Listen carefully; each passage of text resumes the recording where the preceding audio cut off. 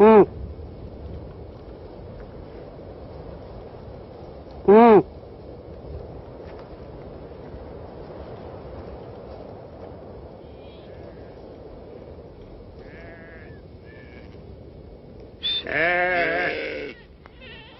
Tinilan, un nom qu'aucune carte ne mentionne en Mauritanie.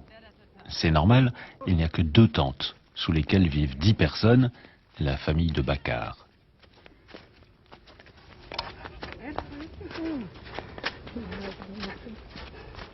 Ici, on pratique un peu d'élevage. Pas un gros élevage d'ailleurs, à peine 60 moutons et 60 chèvres. Pour les vendre, les égorger à l'occasion des fêtes et faire un peu de beurre avec le lait. C'est le travail de Fatma, la mère, et de sa belle-fille, Yoma.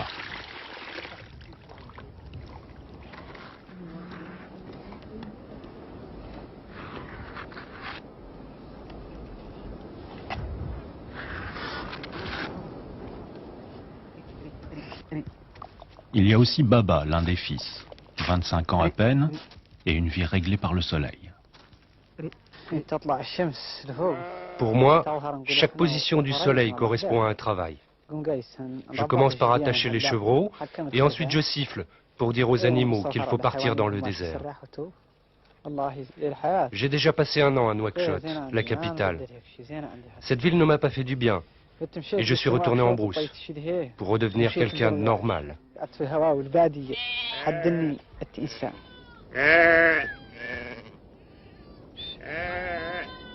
À Tinilan, on vit sous la tente, comme Mohamed, l'autre fils, parce qu'on est des nomades.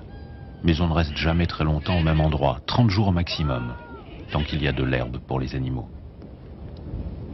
Puis il y a Bakar, le patriarche, qui veille toujours autant sur son vieux fusil russe. Il vient d'avoir 75 ans. Et Bakar, ce n'est pas un nomade ordinaire, c'est un Némadi, la plus ancienne population du Sahara. Les Némadis sont des gens qui vivent dans le désert, à 5, à 6, parfois à 10, que leur envie de chasser a réuni. C'est ça les Némadis, les chasseurs, des gens qui partent à la chasse et dont c'est le métier, la vie. C'est ça qu'on appelle des Némadis. Moi, je préfère mourir dans ce désert, où le sable est blanc, où je suis bien, où je suis tranquille, que d'aller n'importe où ailleurs.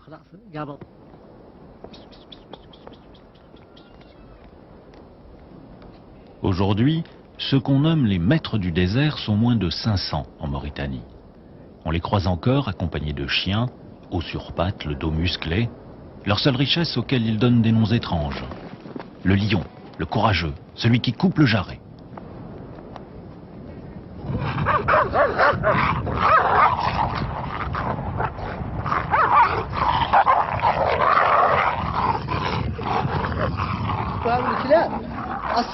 Ces chiens-là, on ne les vend jamais, parce qu'ils servent à beaucoup de choses. Quand on dort et qu'ils sont lâchés, personne ne peut s'approcher, parce qu'ils montent la garde. Quand on tue une gazelle, on prend un peu de sang qu'on passe sur la gueule du chien. Comme ça, il a l'habitude de la sentir, il la reconnaît. Chez les Némadis, chacun a son rôle durant la journée. Même Taya, qui n'a que 6 ans. Il faut chercher de l'eau, ramener du bois, s'occuper des troupeaux.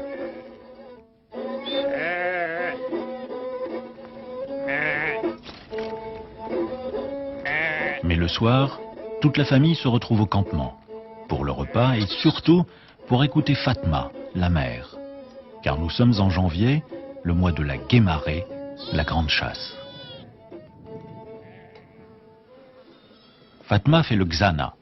Sur le sable, elle dessine des traits, des figures, et à travers son doigt, c'est Dieu qui parle. Le xana a dit, les chasseurs ont pris la route. Ils vont faire couler le sang.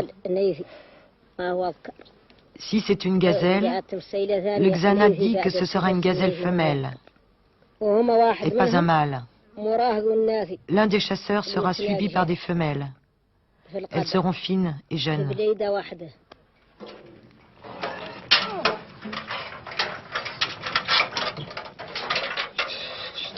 Le xana a parlé. Bakar, Baba et Mzeri chargent des bidons de 70 litres d'eau et de la nourriture sur les dromadaires qui ont aussi été dressés pour la chasse. On leur a appris à ne pas faire de bruit, à reconnaître l'odeur de la gazelle.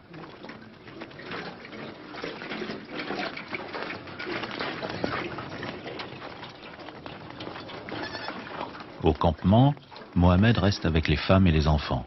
Les garçons devront attendre d'avoir 20 ans pour recevoir enfin un fusil.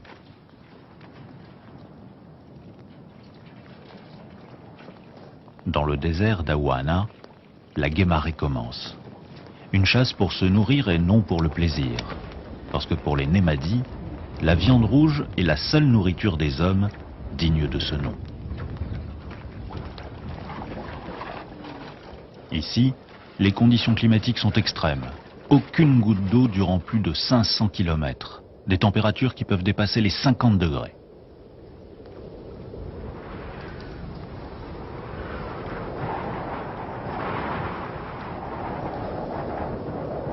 Les dunes du Blanc.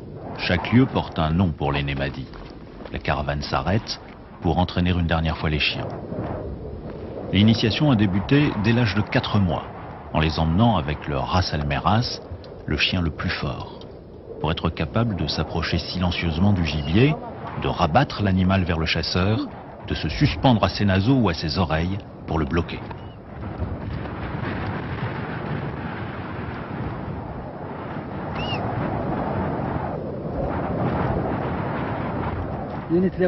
Quand j'étais petit, mon père refusait que j'aille à la chasse avec lui. Alors je prenais une ficelle que j'attachais à mon pied et à celui de mon père. Comme ça, je savais s'il partait pendant mon sommeil.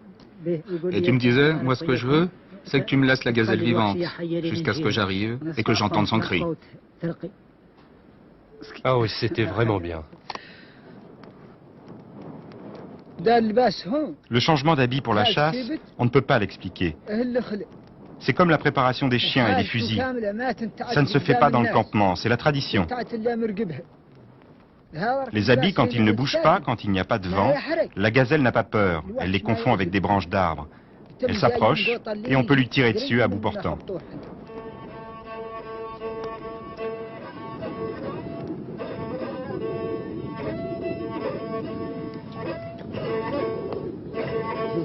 Les dunes de l'arbre du Tal, à 20 km de Tinilan.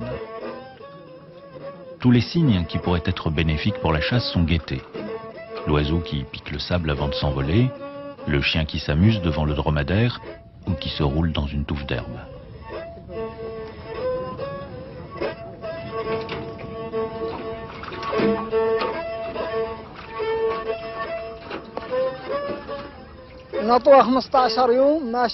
On passe parfois 15 jours dans le désert. On connaît le sable. Quelquefois, il y a des arbres. Quelquefois, il n'y a rien. Quelquefois, il y a une herbe qui pousse que l'on connaît. On n'est jamais perdu.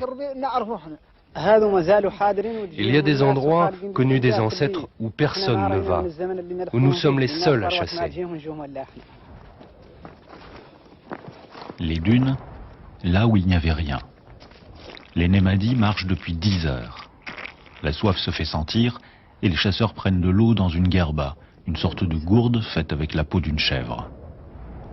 C'est ici que Bakar a dû boire un jour un liquide verdâtre prélevé dans l'estomac d'une gazelle, parce qu'il revenait de la chasse avec son fils Mohamed sans eau et que c'était la seule solution pour survivre.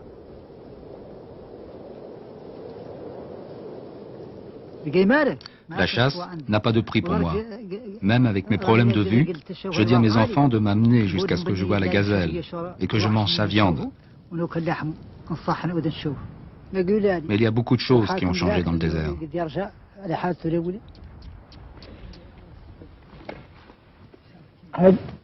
Le désert bouge et les dunes avancent, toujours un peu plus. Hier, c'était la savane ici. À présent, il n'y a rien, si ce n'est du sable, sans la moindre trace d'animal. Aujourd'hui, les gazelles, elles courent surtout dans les mémoires, les récits. On les espère, on en parle le soir, autour du feu, comme si cela pouvait les rendre plus accessibles. Parce que, année après année, il faut toujours aller plus loin, même pour trouver du bois.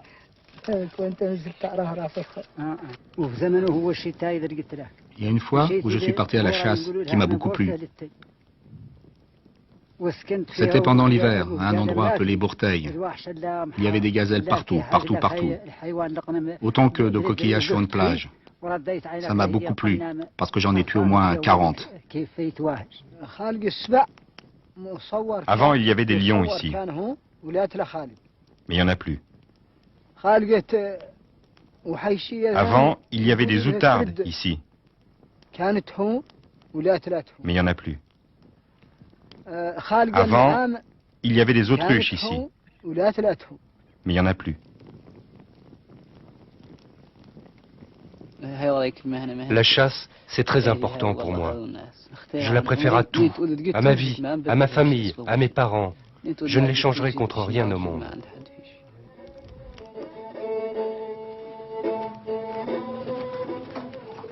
Bientôt 5 jours de marche pour Bakar, Baba et Mzeri. Autrefois, ils auraient déjà tué une dizaine de gazelles, mais là, aucun coup de feu n'a encore été tiré, malgré le Xana et le doigt de Dieu. Parce que, quelles que soient les prédictions, le désert avance toujours, inexorablement.